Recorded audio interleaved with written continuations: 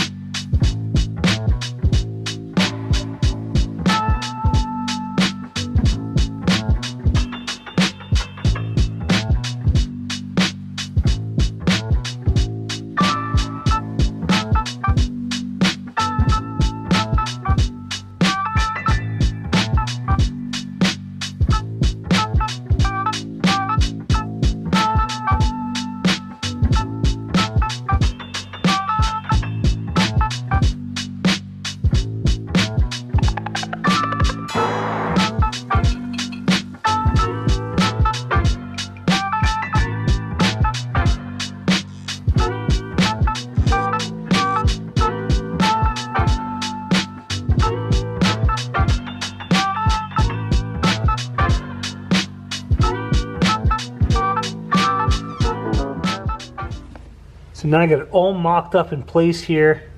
So now I'm going to just tack it in place and then unbolt it.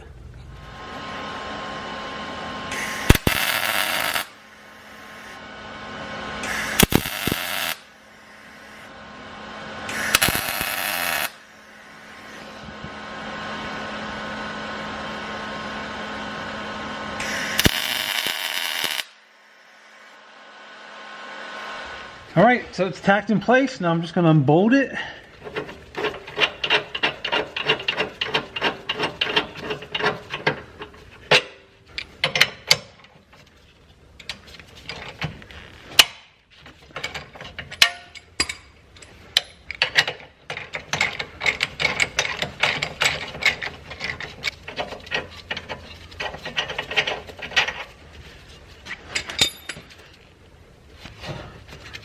All right, there she is.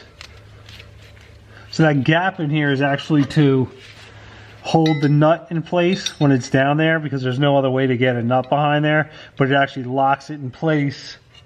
So when you're tightening it down, it'll just stick in there like that. All right, now I am ready to start welding this thing up.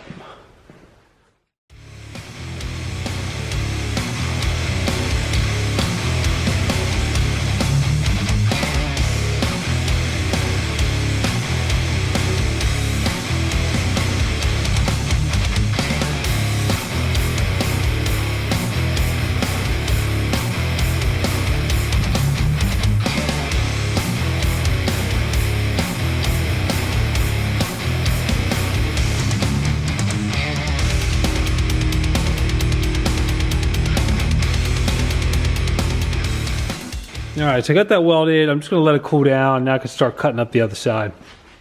So I transferred my templates onto the metal here. So these are all the areas I gotta cut off. So I'm gonna start cutting this stuff. I also have to drill these out. These are 9/16, so I'm gonna make them 5/8.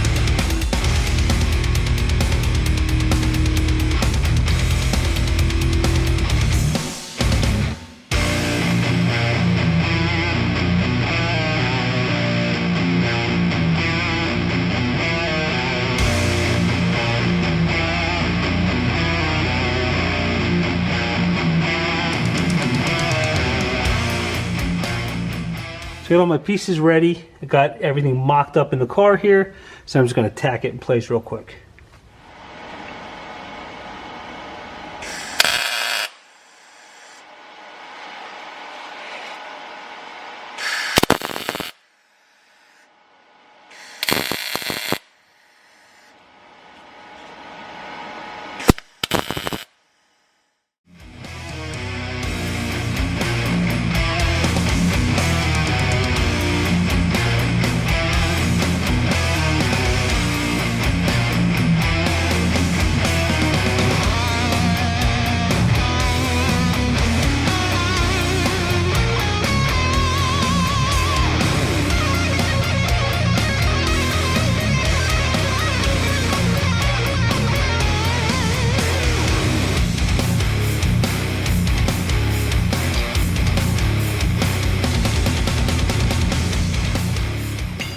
So I just finished welding these bad boys here. I ended up adding this like little extra support here, and this kind of locks the nut in place. When you tighten it down, it's not going to spin because it's going to be really hard to get like a wrench back there. So that kind of like makes up for that. Yeah, so I'm actually going to sand these now. I'm going to paint them. I'm actually going to get a little crazy and paint them black instead of silver. I feel like I use silver on everything. So I'm going to paint these black and yeah, hang these on the car, get the coilovers back on, and then we'll be good to go.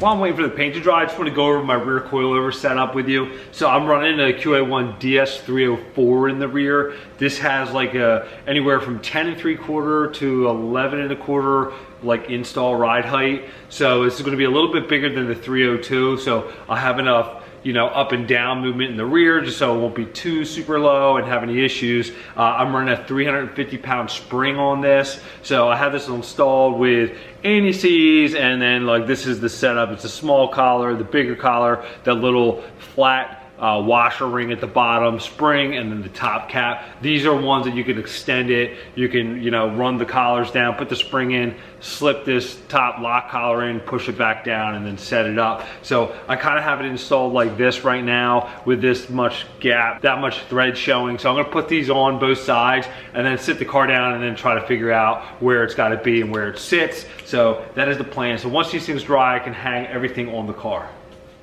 Okay, all painted, ready to go. I will be using Loctite on this nut here. I also do have the rear coilovers hanging in the car already. I do have them in like the regular position.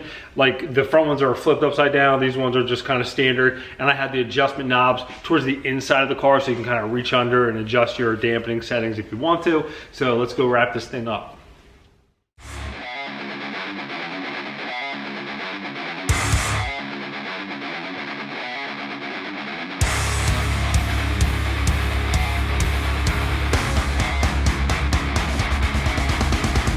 All right, now I got this bolted in. I'm just gonna kind of lift the suspension up. You can use a jack or something, but it just has to come up a little bit.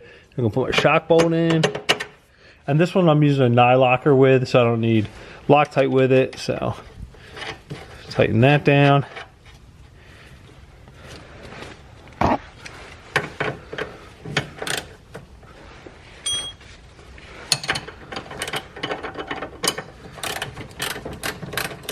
So I have it all bolted down. There you can see the top.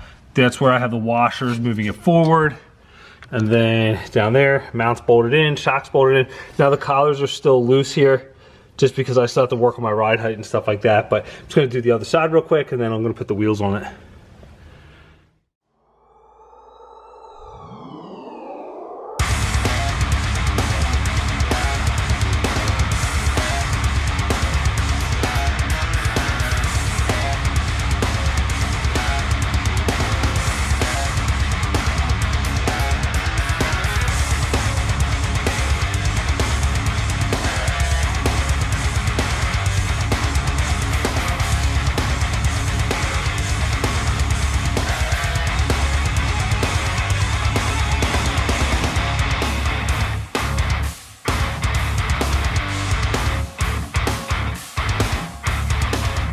Before I put this thing on the ground, I got a jack and some wood here, and I'm just pushed the suspension all the way up. I'm mainly doing this to check the clearance between the spring and the axle. So this is pretty much fully compressed. Now it looks like that one coil of the spring is touching the axle, but it's not at all. So that's just one thing to check, because these mounts and the way I have the washers there at the top push it back enough. But if this was like centered, if not back further, it would rub on the axle there. So just something to keep note of when you're setting this up, that you want to make sure that it's not going to be touching the axle.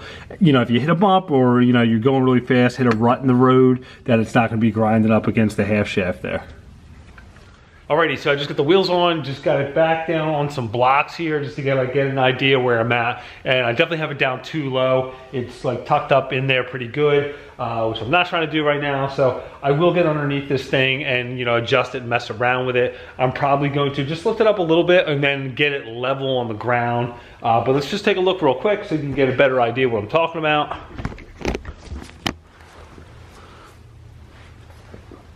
As you can see, that's pretty much where I had it originally, like the first time I had it on coilovers, but I got plenty of room to raise it up.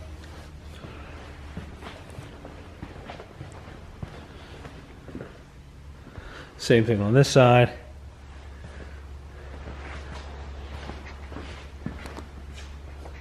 Okay, so that is it for the rear coilover installation. So I still have some things to do to get this thing dialed in, which we'll work on next video. Get this thing on the ground. I'm gonna get that rear lifted up so I can actually, you know, drive the thing. And we'll get it on the ground, get everything dialed in, take it for a ride, kind of shake everything out, make sure everything's good to go. So if you enjoyed the video, hit that like button. Thanks for watching.